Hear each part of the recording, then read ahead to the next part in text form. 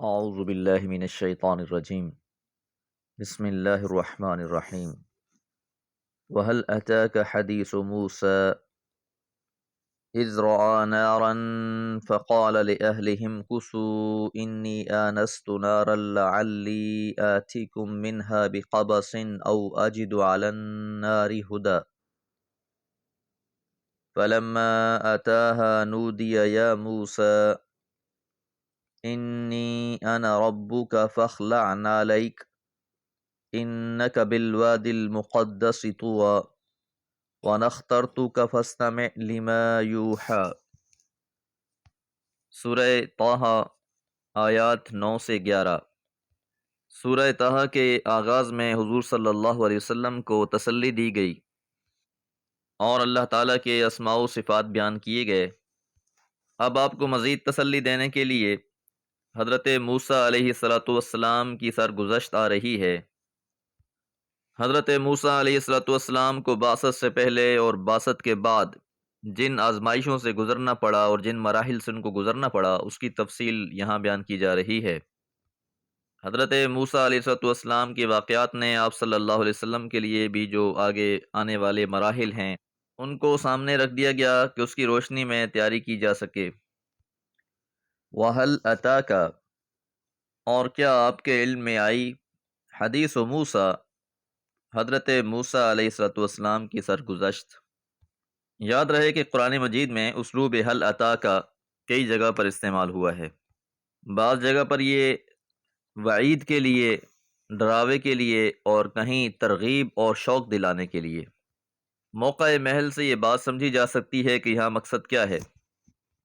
تو بہرحال یہاں پر یہ ترغیب اور تشویق یعنی شوق دلانے کے لیے یہ واقعہ بیان کیا جا رہا ہے۔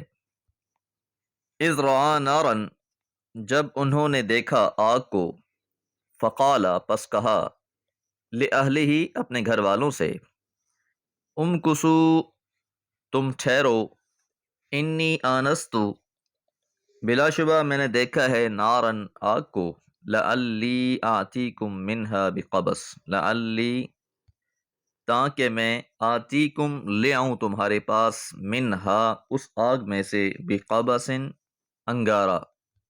تو اب یہ جو حضرت موسیٰ علیہ السلام کی سرگزشت بیان کی جا رہی ہے، اس کی ابتدا اس جگہ پر آپ کی نبوت سے شروع ہو رہی ہے۔ یہ واقعہ تب کا ہے جب آپ حضرت شعیب علیہ السلام کے پاس سے واپس آ رہے تھے، 8 سال ان کی بکریاں چرانے کے بعد اور پھر ان کی بیٹی سے شادی کرنے کے بعد آپ دوبارہ واپس اپنے ملک مصر آ رہے تھے۔ اثنائے راہ ہی آپ نے کوہ طور پر آگ کو دیکھا۔ یاد رہے کہ آپ کی یہ واپسی مدین سے تھی، آپ کے ساتھ آپ کے بیوی بچے تھے، رات کا وقت ہو چکا تھا، موسم بھی سردیوں کا تھا، تو آپ کو ایک شعلہ دکھائی دیا، آپ نے چاہا کہ میں وہاں سے جا کر کوئی انگارہ لے آؤں، اور ساتھ دوسری وجہ بھی بیان فرمائی کہ آپ اس آگ کے پاس کیوں جانا چاہتے ہیں۔ ایک وجہ تو یہ ہے کہ وہاں سے کوئی انگارہ لے لیا جائے، اور دوسرا آپ راستہ بھی معلوم کرنا چاہ رہے تھے کیونکہ رات کا وقت تھا، اس لیے فرمایا او اجدو، یا میں پاؤں، علی النار، آگ کے پاس، ہدا، کوئی رہنمائی۔ جب آگ جل رہی ہے تو ممکن ہے وہاں کوئی شخص بھی ہو تو جس سے راہ معلوم کر لی جائے۔ فلما، پس جب، اتاہا، وہاں آئے، نو دیا، تو پکارا گیا، آواز دی گئی، یا موسیٰ، اے موسیٰ۔ تو جب آپ اس شعلے کے پاس پہنچے تو آپ کو پکارا گیا، آواز دی گئی، اے موسیٰ، انی انا ربک، بلا شبہ میں ہی تمہارا رب ہوں، فاخلع، پس اتار دو، نہ علیک، اپنے دونوں جوتے۔ تو آپ کو پہلی ہدایت اللہ تعالیٰ کی طرف سے یہی ہوئی کہ آپ جوتے اتار دیں۔ انک، بلا شبہ تم، بالواد المقدس طویٰ، وادی مقدس میں، طویٰ میں ہو۔ وجہ بھی بیان کر دی گئی کہ آپ اب ایک مقدس وادی میں جس کا نام طویٰ ہے، آپ یہاں پر ہیں، آپ اپنے جوتوں کو اتار دیجئے۔ تو جوتے اتار دینا ایسی جگہوں پر جو مقدس ہو، یہ اس کا احترام ہے، جس طرح ہمارے ہاں مسجدوں میں جوتے اتار کر جایا جاتا ہے۔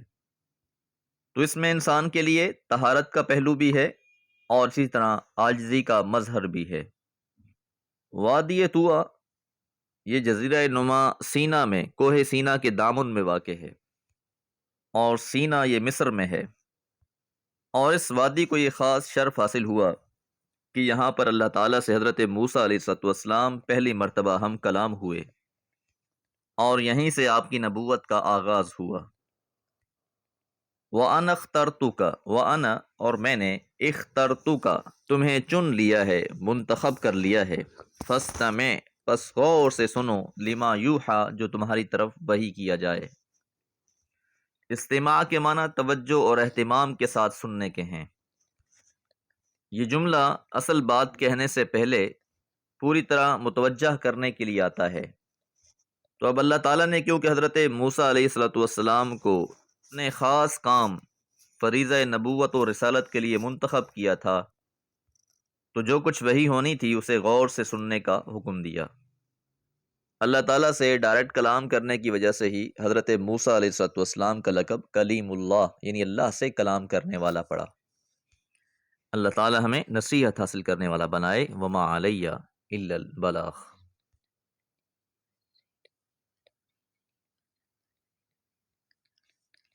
اعوذ باللہ من الشیطان الرجیم، بسم اللہ الرحمن الرحیم۔ اننی انا اللہ لا الہ الا انا فاعبدنی واقم الصلاة لذکری۔ ان الساعة آتیة اکاد اخفیها لتجزى كل نفس بما تسعى فلا يصدنك عنها من لا يؤمن بها واتبع هواه فتردى۔ سورہ طٰہٰ آیات 14 سے 16۔ پچھلی آیات مبارکہ میں ہم نے یہ بات جانی کہ حضرت موسیٰ علیہ السلام وادی طویٰ میں گئے انگارہ لینے، اللہ تعالیٰ سے وہاں بات ہوئی اور آپ کو یہ نصیحت کی گئی فَاخْلَعْ نَعْلَيْكَ جوتے اتار دیجئے، فَاسْتَمِعْ لِمَا یوحیٰ اور جو وحی کیا جائے اسے غور سے سنیں۔ اب اللہ تعالیٰ مزید فرماتے ہیں اننی بلا شبہ میں ہی، انا میں، اللہ اللہ ہوں، کہ موسیٰ کہ یقیناً میں ہی تمہارا اللہ ہوں، لا الہ نہیں ہے کوئی معبود، الا انا سوائے میرے۔ تو حضرت موسیٰ علیہ السلام کو جو اولین تعلیم دی گئی وہ وہی تعلیم ہے جو تمام انبیاء کو دی گئی۔ سب سے پہلے عقیدہ توحید، یہی عقیدہ مرکز دین ہے۔ اللہ تعالیٰ کو ماننے والے دنیا میں ہمیشہ رہے ہیں، لیکن کسی نہ کسی طرح سے وہ لوگ شرک میں مبتلا ہو جاتے۔ اللہ کو لوگ ہمیشہ مانتے رہے، تصورات مختلف رہے۔ یہ جو آج ایک حماقت موجود ہے ہمارے معاشرے میں کہ سرے سے اللہ ہی کے وجود کا انکار، یہ جہالت اس وقت نہیں تھی۔ البتہ شرک کی ضلالت ہمیشہ کسی نہ کسی شکل میں انسان پر حملہ آور ہوتی رہی ہے۔ یہ وہی بات ہے جس طرح حضور صلی اللہ علیہ وسلم نے بھی کہا تھا قولوا لا الہ الا اللہ تفلحون، کہ لوگو تم کہہ دو کہ اللہ ایک ہے تو تم فلاح پا جاؤ گے۔ اب اس آیت مبارکہ میں لفظ میں، انا یقیناً، اننی بلا شبہ میں، انا کا معنی بھی میں، اور لا الہ الا انا نہیں ہے کوئی معبود سوائے میرے، انا، تو یہ 3 بار لفظ تاکید کے لیے استعمال ہوا ہے۔ تو جب سرے سے اللہ کے علاوہ کوئی موجود ہی نہیں ہے کہ جو لائق عبادت ہو، فَاعْبُدْنِی پس تم میری ہی عبادت کرو۔ تو یہ دوسری ہدایت کہ عبادت بھی صرف ایک اللہ وحدہ لا شریک کی ہوگی، عبادت میں بھی اس کا کوئی شریک نہیں ہے۔ اور اس کا اظہار ہم اس طرح کرتے ہیں ایاک نعبد، اے اللہ صرف تیری ہی ہم عبادت کرتے ہیں۔ تو یاد رہے عبادت میں احکامات کو ماننا، اطاعت کرنا، اسی کی غلامی کا اقرار کرنا اور عملی طور پر اس کا ثبوت دینا، اسی سے وفاداری کرنا، اسی کے لیے مناجات، اسی کے لیے تسبیحات اور اسی کی ہر چیز کو تسلیم کرنا۔ تو جس طرح اس کی ذات میں اس کا کوئی شریک نہیں ہے، اسی طرح اس کی عبادات میں بھی اس کا کوئی شریک نہیں ہو سکتا۔ وَأَقِمِ الصَّلَاةَ اور قائم کرنا نماز، لِذِکْرِی میری ذکر کے لیے، میری یاد کے لیے۔ تو عبادات میں نماز پھر خاص عبادت ہے، اس لیے فاعبدنی وہ عام تھا اور اقیم الصلاۃ سے نماز کی خصوصیت ظاہر ہوتی ہے۔ تو اللہ تعالیٰ کے ذکر کا سب سے اہم طریقہ یا سب سے مؤثر ذریعہ نماز ہی ہے۔ جو لوگ نماز کا اہتمام کرنے والے ہیں وہ خیر سے جڑے رہتے ہیں۔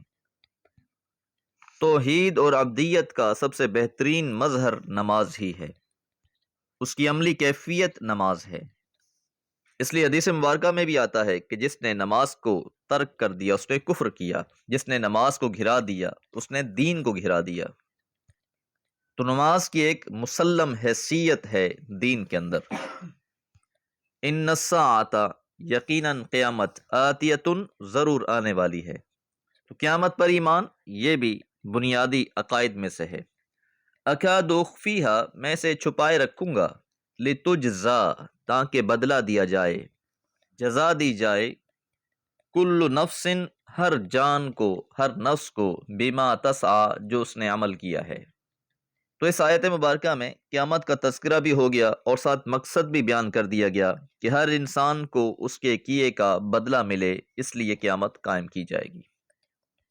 لفظ اقادو کے اندر قربت کے معنی بھی پائے جاتے ہیں۔ اقاد و اخفیہا میں نہایت بلیغ انداز اپنایا گیا ہے، جو لوگ عربی کا ذوق رکھتے ہیں وہ اس کو محسوس کر سکتے ہیں۔